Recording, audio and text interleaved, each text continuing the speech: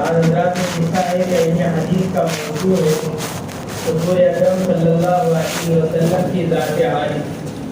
علامہ کرمانی وغیرہ نے لکھا ہے کہ ذات الرسول من حیث انہ رسول. یہ حدیث کا موضوع ذات الرسول من حیث انہ رسول اللہ صلی اللہ علیہ وسلم. یہ علم حدیث کا موضوع قرار دیا گیا اس لیے کہ اس فن کے اندر حضور اکرم صلی اللہ علیہ وسلم ہی کی ذات عالی سے بحث کی جاتی ہے.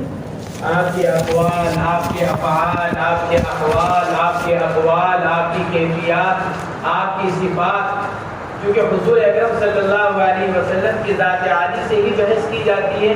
اس لیے اس فن کا موضوع ہی حضور پاک علیہ السلام کی ذات عالی. علامہ سیوطی علیہ الرحمہ نے لکھا ہے اس پر اعتراض کرتے ہوئے کہ ہمارے استاد محترم علامہ محی الدین کافی جی رحمۃ اللہ علیہ، کافی جی حنفی، علامہ سیوطی بڑے مشہور شافعی امام ہیں، لیکن ان کے یہ امام ان کو استاد حنفی ہیں. علامہ محی الدین کافی جی حنفی فرماتے ہیں کہ وہ یہ اعتراض کیا کرتے تھے کہ فن حدیث کا موضوع ذات الرسول کیسے ہو سکتی ہے، اس لیے کہ یہی یعنی انسانی ذات یہی فن طب کا بھی موضوع ہے. تو گویا کہ فن حدیث اور فن طب دونوں کا موضوع ایک ہی ہو گیا، یعنی انسان. اور حال یہ ہے کہ فن کے اندر جو فرق کیا جاتا ہے وہ اس کے موضوع سے کیا جاتا ہے. فن کے اندر جو فرق ہوتا ہے وہ اس کے موضوع کے اعتبار سے کیا جاتا ہے. تو پھر یہ کیسے ہو سکتا ہے کہ فن طب اور فن حدیث دونوں کا موضوع ایک ہی قرار دیا جائے؟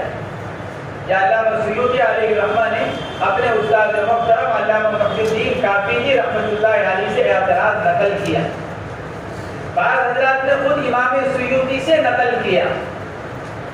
وَأَنَا أَتَعَجَّبُ مِن تَعَجُّبِ الْكَافِيِّ كَيْفَ اِلْتَبَسَ ذَلِكَ بِالطِّبِّ.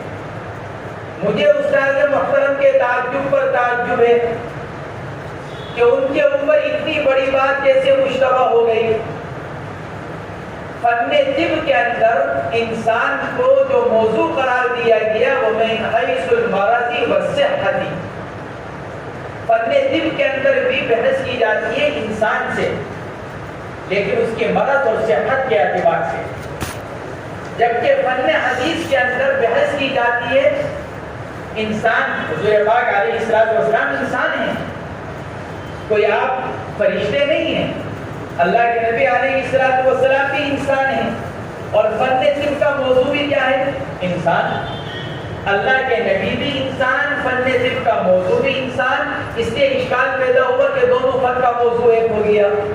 تو اس کا جواب یہ دیا گیا کہ فن طب کے اندر انسان کو جو موضوع قرار دیا گیا ہے وہ کیا؟ من حیث المرض والصحت. جبکہ فن حدیث کے اندر حضور پاک علیہ السلام کی ذات عالی کو جو موضوع قرار دیا گیا وہ من حیث انہ رسول. انسانی حیثیت سے نہیں، انسانی حیثیت سے انسان کو موضوع قرار دیا گیا فن طب کے اندر، اور رسول ہونے کی حیثیت سے انسان کو موضوع قرار دیا جا رہا ہے فن حدیث کے اندر. یہ علامہ سیوطی رحمۃ اللہ علیہ نے اپنے استاد محترم کی طرف سے یہ جواب دیا. بعض حضرات نے یہ لکھا ہے کہ نہیں، علامہ سیوطی نے اپنے استاد محترم کے اعتراض کو نقل کر کر خاموشی اختیار کی کہ ہمارے استاد محترم یہ اعتراض کیا کرتے تھے، اور پھر علامہ سیوطی نے اس کا کوئی جواب نہیں دیا. تو لوگوں نے علامہ سیوطی کے اوپر اعتراض کیا کہ اتنی واضح بات کا جواب سیوطی نے کیوں نہیں دیا اپنے استاد کو، جب وہ سمجھ رہے ہیں کہ ان کے استاد کی یہ بات صحیح نہیں ہے اور ان کے اوپر اشتباہ ہو رہا ہے کہ فن موضوع کے اندر انسان کو موضوع قرار دیا جا رہا ہے من حیث المرض والصحت، اور فن حدیث کے اندر انسان کو موضوع قرار دیا جا رہا ہے ان کے رسول ہونے کی حیثیت سے. اکثر علماء نے تو یہی لکھا کہ فن حدیث کا موضوع ذات الرسول من حیث انہ رسول، کہ حضور پاک علیہ السلام کی ذات عالی اس اعتبار سے کہ وہ اللہ کے رسول صلی اللہ علیہ وسلم ہے. حضرت شیخ الحدیث حضرت مولانا محمد زکریا صاحب نور اللہ مرتضی نے مقدمہ اوجز المسالک حضرت شیخ کا جو ہمارا مقدمہ اوجز ہے وہ علم حدیث کے طالب علم کو ضرور مطالعہ کرنا چاہیے. علم حدیث پڑھنے والے طالب علم کو اس کو ضرور اس کا مطالعہ کرنا چاہیے. بہت جامع اور مفصل مقدمہ ہے اور وہ اوجز کا مقدمہ الگ سے بھی طبع کیا گیا. اوجز المسالک کے ساتھ تو لگا ہوا نہیں جلد الگ سے بھی اس کو شائع کیا گیا حضرت شیخ رحمۃ اللہ علیہ, کیونکہ وہ بہت جامع اور مفصل مقدمہ ہے. حضرت شیخ رحمۃ اللہ علیہ نے مقدمہ اوجز المسالک کے اندر لکھا ہے کہ فن حدیث کے موضوع کے اندر ایک قول یہ بھی کہا جا سکتا ہے کہ ان موضوع الحدیث الروایات والمرویات من حیث الاتصال والانقطاع. کہ فن حدیث کا موضوع کیا؟ الروایات والمرویات من حیث الاتصال والانقطاع. روایت, فن حدیث کا موضوع روایات, نقل روایات, حدیث کے متصل اور منقطع ہونے کے اعتبار سے اس کو حدیث پاک کا موضوع قرار دیا جائے. الروایات والمرویات من حیث الاتصال والانقطاع, اس کو علم حدیث کا موضوع قرار دیا جائے. اور اسی کو حضرت شیخ رحمۃ اللہ علیہ نے لکھا ہے والاوجہ عندی. ہمارے شیخ رحمۃ اللہ علیہ, حضرت شیخ رحمۃ اللہ علیہ فن حدیث کے اندر بہت سی اپنی آراء رکھا کرتے تھے. حضرات محدثین کی آراء کو بیان کرنے کے بعد حضرت شیخ رحمۃ اللہ علیہ اپنی رائے بیان کیا کرتے. عربی میں اسی کو والاوجہ عندی کہہ کر بیان کرتے ہیں. والاوجہ عندی, میرے نزدیک زیادہ بہتر بات یہ ہے. اور اسی کو اردو میں کہا کرتے تھے کہ چکی کا پارٹ, اپنی رائے کو چکی کا پارٹ. چکی جب چلتی ہے تو اس کے دو پارٹ ہوتے ہیں, ایک نیچے کا ایک اوپر کا. تو اپنی رائے کو چکی کے پارٹ سے تعبیر کیا کرتے. بہت سی چیزیں ایسی ہیں جس میں حضرت شیخ رحمۃ اللہ علیہ نے اپنی 50 سالہ حدیثی خدمات کا نچوڑ اپنی رائے کے طور پر پیش کیا.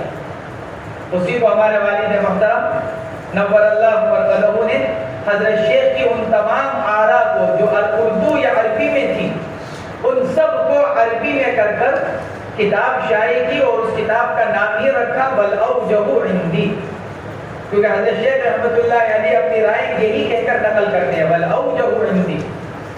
تو ہمارے والد محترم رحمۃ اللہ علیہ نے حضرت شیخ کی ان تمام آراء کو جو ان کی حدیث کے اوپر ان سب کو جمع کیا اور اس کا نام ہی یہی رکھا والاوجہ عندی.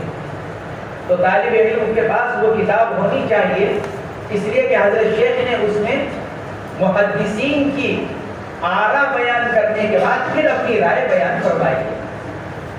تو یہ علم حدیث کا موضوع. تیسرے نمبر پر آتا ہے علم حدیث کی غرض و غایت. بعض حضرات نے لکھا ہے کہ دونوں کے معنی ایک ہے, غرض و غایت ملا کر اسی لیے کہا جاتا ہے غرض و غایت, دونوں میں کوئی فرق نہیں. بعض حضرات نے دونوں میں فرق کیا, فرماتے ہیں غرض کہتے ہیں ما لاجلہ الفعل, جس وجہ سے کام کیا جا رہا ہے اس کو کہا جاتا ہے غرض. اور کام ہو جانے کے بعد جو اس پر نتیجہ مرتب ہوتا ہے اس کو غایت کہا جاتا ہے. غرض و غایت, غرض ما لاجلہ الفعل, جس کے لیے کام کیا جا رہا ہے, جس وجہ سے کام کیا جا رہا ہے, اور پھر کام ہو جانے کے بعد اس پر جو نتیجہ آ رہا ہے اس کو غایت کہا جاتا ہے. یہ فرق کیا ہے بعض حضرات نے دونوں کے درمیان, غرض و غایت کے درمیان.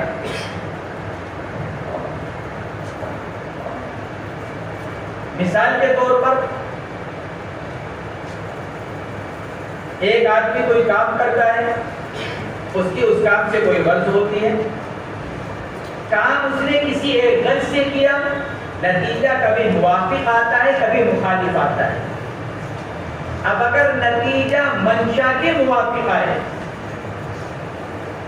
تو وہی غرض بھی ہوا وہی غایت بھی ہوا.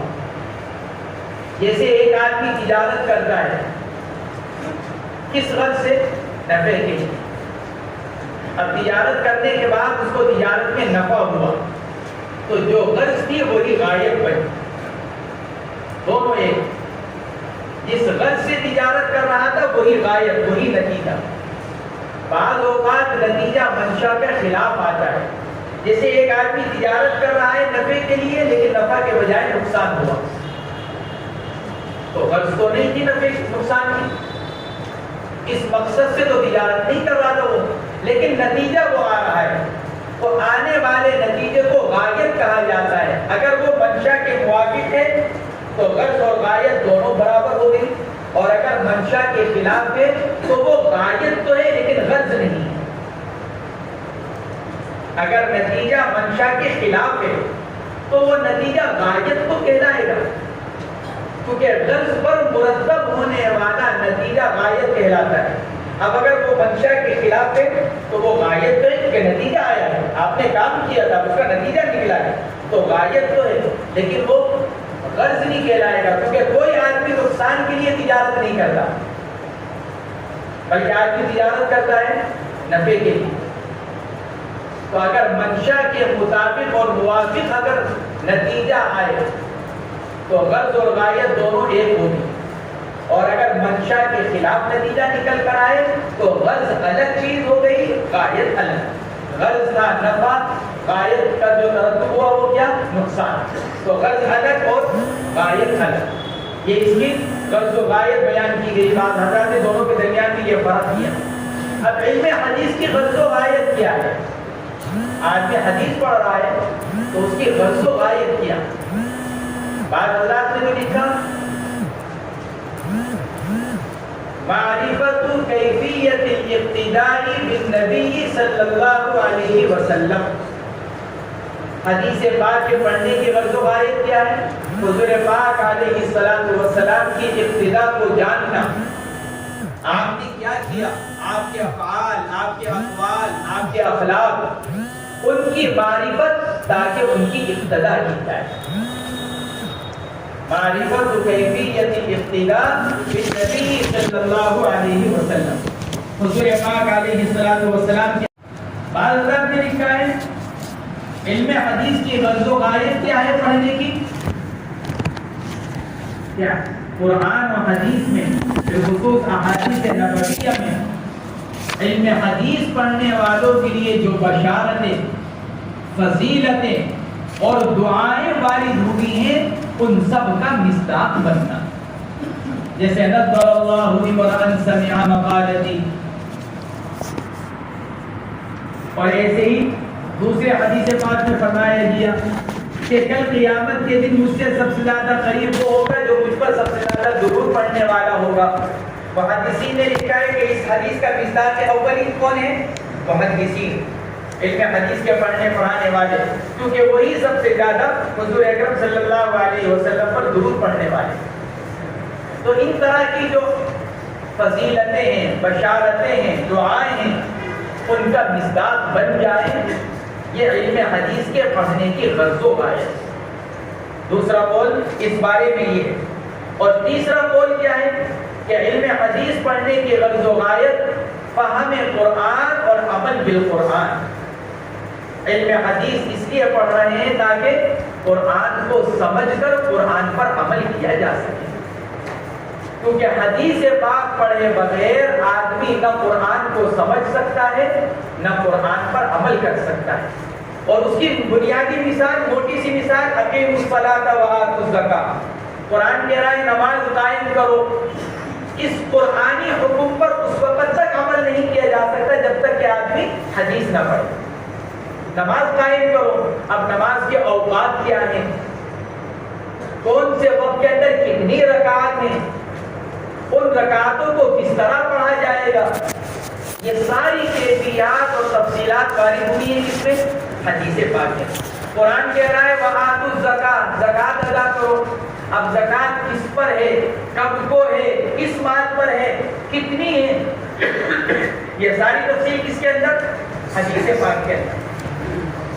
تو قرآن پاک کی فہم اور قرآن پاک پر عمل کے لیے حدیث پاک پڑھی جاتی ہے۔